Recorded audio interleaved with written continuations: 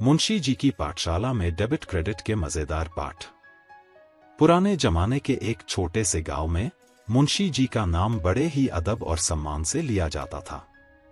उनकी अकाउंटिंग के गुर सिर्फ गांव वाले ही नहीं बल्कि आसपास के इलाके वाले भी सीखने आते थे। मुंशी जी अकाउंटिंग सिखाने में माहिर थे और उनका पढ़ाने का अंदाज भी निराला था। उनके अनूठे तरीके ने अकाउंटिंग के जटिल नियमों को इतना सरल बना दिया था कि हर कोई उनके पढ़ाए पाठ को आसानी से समझ जाता था। आज मुंशी जी ने गांव वालों को अकाउंटिंग का सबसे अहम पाठ डेबिट, डीआर और क्रेडिट, सीआर सिखाने का निर्णय लिया। उनका मकसद था कि गांव के सभी छोटे व्यापारियों को डेबिट और क्रेडिट का खेल समझाया जाए ताकि वे अपनी बही खातों को सही ढंग से संभाल सकें। पहला पाठ, डेबिट और क्रेडिट की परिभाषा, क्या आया और क्या गया। मुंशी जी के पास रमेश आया जो कपड़े का व्यापार करता था। रमेश ने कहा, मुंशी जी, ये डेबिट और क्रेडिट का हिसाब समझ नहीं आता। किसे डेबिट करना है और किसे क्रेडिट? मेरी बही खाता में गड़बड़ हो रही है। मुंशी जी ने मुस्कुराते हुए कहा, रमेश, डेबिट और क्रेडिट को समझने का सबसे आसान तरीका है क्या आ रहा है और क्या जा रहा है। जब तुम्हारे पास कुछ आ रहा है जैसे पैसा या कोई संपत्ति, एसेट, तो उसे डेबिट करते हैं, और अगर कुछ जा रहा है जैसे सामान या पैसा तो उसे क्रेडिट करते हैं। ये अकाउंटिंग का सबसे सरल नियम है। उदाहरण, अगर रमेश ने 1000 रुपए के कपड़े बेचे और पैसे मिले तो उसे कैश डेबिट करना होगा क्योंकि पैसा आ रहा है, और उसी समय 1000 रुपए के कपड़े गए तो इन्वेंटरी क्रेडिट करनी होगी क्योंकि कपड़े जा रहे हैं। दोहा, जो आए वो डेबिट करो, जो जाए वो क्रेडिट। याद रखो ये मूल सिद्धांत, तभी बनेगा हिसाब फिट। दूसरा पाठ, लेन देन का हिसाब, दूध का दूध, पानी का पानी। फिर मुंशी जी ने गांव के मोहन हलवाई को बुलाया।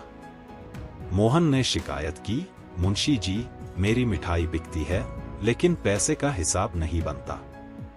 मुझे ये समझ नहीं आता कि किसे डेबिट करना है और किसे क्रेडिट। मुंशी जी बोले, अरे मोहन, इसे ऐसे समझो, जब भी तुम मिठाई बेचते हो तुम्हें पैसा मिलता है जिसे डेबिट करना है, और तुम्हारा माल जाता है जिसे क्रेडिट करना है। इसे दूध का दूध और पानी का पानी समझो। अकाउंटिंग में दोनों को साथ साथ चलना है। उदाहरण, अगर मोहन ने 500 रुपए के लड्डू बेचे तो कैश अकाउंट को डेबिट करना है क्योंकि पैसा आ रहा है, और लड्डू स्टॉक को क्रेडिट करना है क्योंकि लड्डू चले गए। दोहा, लेन देन का ये नियम याद, जो आए वो दे लो। डेबिट और क्रेडिट का खेल, यूं ही आगे बढ़ते चलो। तीसरा पाठ, खर्च और कमाई, फायदा और नुकसान। अब बारी आई रामू समोसे वाले की। रामू ने मुंशी जी से पूछा, मुंशी जी, समोसे का खर्च कैसे लिखूं और जो कमाई हुई वो कैसे? कभी समझ नहीं आता कि डेबिट क्या है और क्रेडिट क्या। मुंशी जी ने रामू को समझाते हुए कहा, अगर तुमने समोसे बनाने के लिए कोई सामान खरीदा जैसे तेल, आटा या आलू, तो वो तुम्हारा खर्च, एक्सपेंस है। खर्च को हमेशा डेबिट किया जाता है क्योंकि वो तुम्हारे पास से जा रहा है, और जब तुमने समोसे बेचे और पैसे मिले तो वो कमाई, रेवेन्यू है जिसे क्रेडिट करना होता है। उदाहरण, अगर रामू ने 200 रुपए के आलू और 300 रुपए का तेल खरीदा तो खर्च, एक्सपेंसेस को डेबिट करना होगा, और जब रामू ने 1000 रुपए के समोसे बेचे तो सेल्स, रेवेन्यू को क्रेडिट करना होगा क्योंकि यह उसकी कमाई है। दोहा, खर्च डेबिट करो सदा, कमाई को क्रेडिट। समझदारी से चलाओ बही तो न हो व्यापार में हिट। चौथा पाठ, एसेट और लायबिलिटी, धन और कर्ज का सही गणित। अकाउंटिंग की बुनियादी बातों को समझने के बाद मुंशी जी ने गांव वालों को एसेट, संपत्ति और लायबिलिटी, जिम्मेदारी का भी पाठ पढ़ाया। उन्होंने कहा, तुम्हारी दुकान में जो कुछ भी है वो एसेट है, और अगर तुमने उधार लिया है तो वो तुम्हारी जिम्मेदारी, लाइबिलिटी है।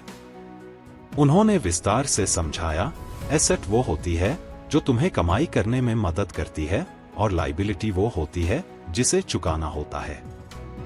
जितनी ज्यादा एसेट बढ़ाओगे उतनी ही तुम्हारी कमाई बढ़ेगी, लेकिन लाइबिलिटी को सही ढंग से संभालना भी जरूरी है ताकि कर्ज का बोझ न बढ़े।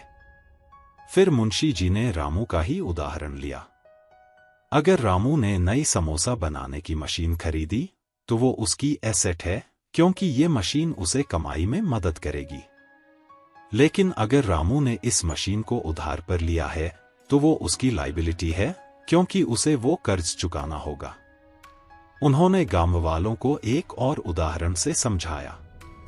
मान लो तुम्हारे पास 2 बर्तन हैं, एक में पानी यानी एसेट है और दूसरे में रेत यानी लाइबिलिटी।